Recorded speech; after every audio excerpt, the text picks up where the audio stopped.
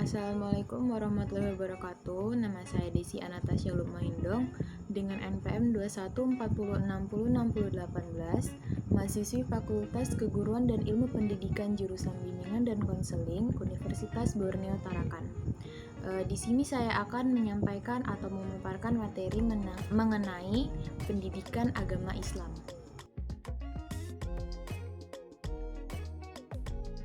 Dalam materi pendidikan agama Islam, di sini saya akan membahas mengenai masalah yang ada dalam pendidikan agama Islam, yaitu problematika pendidikan Islam masa kini. Sebenarnya problematika untuk pendidikan agama Islam itu ada beberapa, di antaranya adalah problem konseptual teoritis, yang kedua ada problem mendasar, yang ketiga ada problem-problem cabang. Namun pada pembahasan ini saya akan membahas materi mengenai problem konseptual teoritis. Sebelum masuk ke pembahasan materi mengenai problem konseptual teoritisnya, saya akan memaparkan sedikit pengertian dan tujuan dari pendidikan agama Islam. Pendidikan agama Islam adalah upaya sadar dan terencana untuk menyiapkan peserta didik untuk mengenal, memahami, mengimani, bertakwa, berakhlak mulia, mengamalkan ajaran Islam dari sumber utamanya yaitu kitab suci Al-Quran dan Al-Hadis, melalui kegiatan bimbingan, pengajaran, latihan, serta penggunaan pengalaman. Tujuan dari pendidikan agama Islam adalah membimbing dan mendidik seseorang untuk memahami ajaran agama Islam. Diharapkan mereka mampu memiliki kecerdasan berpikir atau IQ, kecerdasan emosional atau EQ, dan memiliki kecerdasan spiritual atau SQ untuk bekal hidup menuju kesuksesan dunia dan akhirat.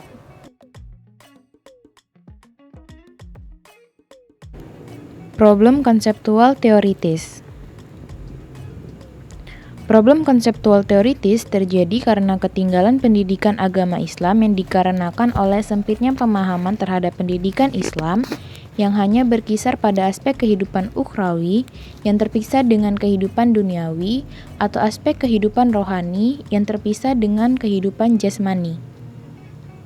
Cara pandang yang memisahkan antara yang satu dengan yang lain disebut juga sebagai cara pandang dikotomi. Adanya dikotomi inilah yang menjadi salah satu penyebab ketertinggalan pendidikan Islam.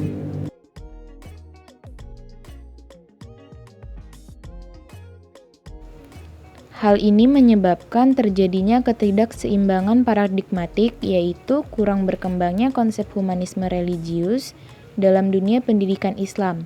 Karena pendidikan Islam lebih berorientasi pada konsep Abdullah atau manusia sebagai hamba, ketimbang sebagai konsep khalifatullah atau manusia sebagai khalifah Allah.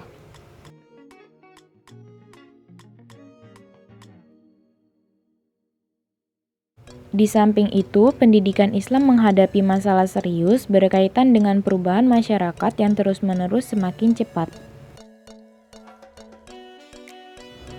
Pada masa sekarang ini, pendidikan Islam berada pada posisi determinis historik dan realisme.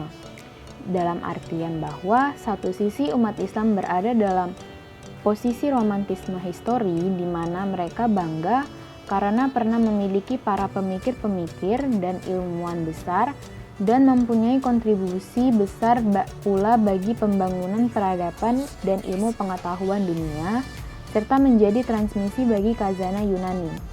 Di sisi lain, mereka menghadapi sebuah kenyataan bahwa pendidikan Islam tidak berdaya di hadapan kehidupan realitas masyarakat, industri, dan teknologi modern.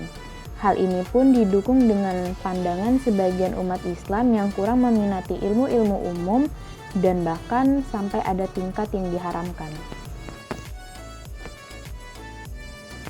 Terjadinya pemilihan-pemilihan antara ilmu umum dan ilmu agama inilah yang membawa umat Islam kepada keterbelakangan dan kemunduran peradaban. Lantaran ilmu-ilmu umum dianggap sesuatu yang berada di luar Islam dan berasal dari non-Islam. Sementara pendidikan Islam yang ada hanya mengajarkan ilmu-ilmu agama saja. Di sisi lain, generasi Muslim yang menempuh pendidikan di luar sistem pendidikan Islam hanya mendapatkan porsi kecil dalam hal pendidikan Islam atau bahkan sama sekali tidak mendapatkan ilmu-ilmu keislaman. Gimana cara kita untuk menangani problem konseptual teoritis ini?